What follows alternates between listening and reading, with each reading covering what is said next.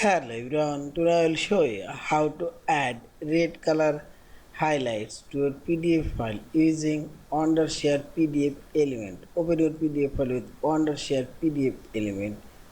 Now click this comment option, this menu bar, and here you will find this highlight option. Select highlight, and this is red color option. Select and drag your mouse or select your text and see this.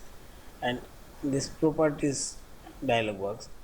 Here you can see this color opacity. Also you can add custom highlight color if you want. Click here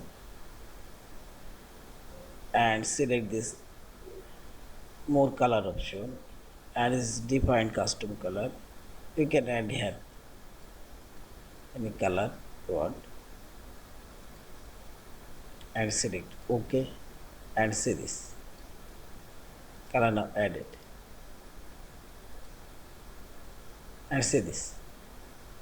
Yeah, and finally select this file option, save or save as a PDF file.